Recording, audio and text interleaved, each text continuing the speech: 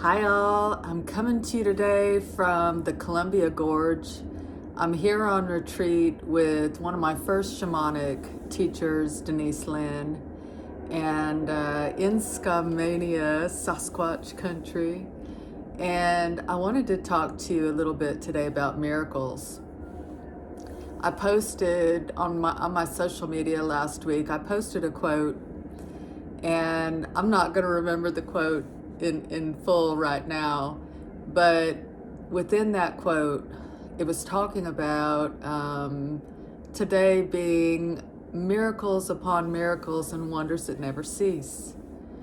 And that day, it was Wednesday, and I was doing a little last minute running around. I posted this in the morning, which kind of set the tone for my day.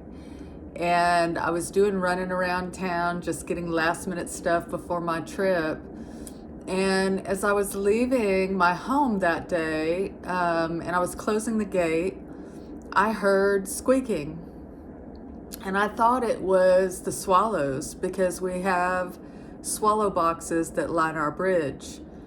And I thought what I was hearing was the swallows. And so I continued a half hour to the coast and pulled into a parking lot where our mailbox is, and I heard more squeaking. And when I heard squeaking pulling into the parking lot, my heart dropped because I had this feeling that a chipmunk had hitched a ride to town with me. We live on acreage that backs up to a national forest. Our land is a nature preserve. And my heart was just sick as I was driving up to our mailbox center, thinking that this chipmunk had stowed away, not hopping a higher timeline by any means, going from a nature reserve or a nature preserve to a parking lot. And I got out of my car and I went into the shop, and sure enough, I looked, and here drops this little least chipmunk, little tiny chipmunk. She drops out of my car and starts just kind of scrambling through the parking lot. And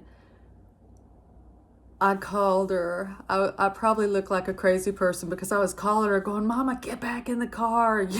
We're going home. Get back in the car." And I couldn't get her to come back. I prayed. I did everything I knew how to do. I couldn't get her to come back. And I picked up my packages. I got in the car and I heard more squeaking. And these were very tiny squeaks, and I realized she had a nest in my car somewhere. And so I walked back into the post office, and one of the beautiful things about living in a small community, I live in a small community of helpers. Everybody kind of helps everybody else. And I told Joe, the guy that manages our mail center, what had happened, and without me asking, without missing a step, he gets on the phone, calls his daughter, who's in wildlife rescue in another state, and she gives him the phone number of somebody who does small animal rescue, right?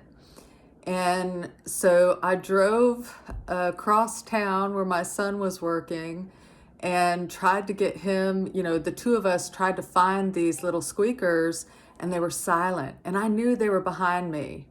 And he kept saying, they're going to be in the engine, they're going to be in the, he knew right where they were, and they weren't. I knew they were behind me. Long story short, I ended up having to go all the way back home. My husband took the back seat out of my car, and this little chipmunk had burrowed out under my car seat and had 4 little babies in there. And a lot of you guys don't know me. Anybody that does knows, like I've done transport for wildlife centers and rehabilitators, for a long time. And I love animals. And here we had these 4 little tiny jelly bean sized babies. And Joe at the mail center had put me into contact with this rehab, a gal that had she does wildlife rehabilitation. And so as soon as my husband got these out of the car, we put them in a little box, put some of the nesting material that their mama had with them. I was so sad thinking about this little mama. But I drove back to town and met this wildlife rehabilitator. And not only does she do wildlife rehabilitation, but she specifically works with least chipmunks. So this particular species is her specialty. And she showed up there looking like an angel or a fairy or something. I mean, she was beautiful and her energy was so beautiful. And she took these little chipmunks and left. And, you know, we connected later and she sent me a picture and I got to thinking about miracles. I was leaving in 2 days to come here. And so if I hadn't have driven my car that day, as sad as I am about that mama now living on the coast, maybe she upgraded, I don't know, maybe she wanted an ocean view. But the rehabber assured me that there's forest right near where we were and that she'll be fine. But I started thinking about how I started my day with that quote about miracles upon miracles and wonders that never cease. And thinking about how if I hadn't have seen that chipmunk drop out of my car, if I hadn't have heard the squeaking, you know, if she had hitched a ride later, maybe she would have jumped out on my way north. But chances are those little babies would have died in my car. They would have died in my car this weekend while I'm at retreat.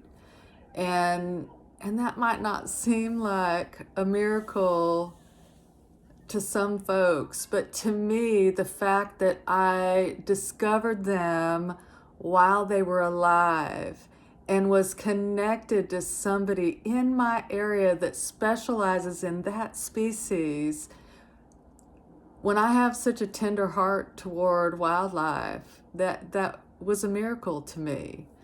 And so I just wanted to encourage you all to really think about what you're putting out to the universe, to God, as you start your day, and encourage you to ask for miracles. Ask for miracles, ask for wonders that never cease. Because you're so divinely guided, you're so divinely supported. And asking is a way, it's an opportunity for God to show up and show off. I'm sending you guys a lot of love today, and I'll see you soon.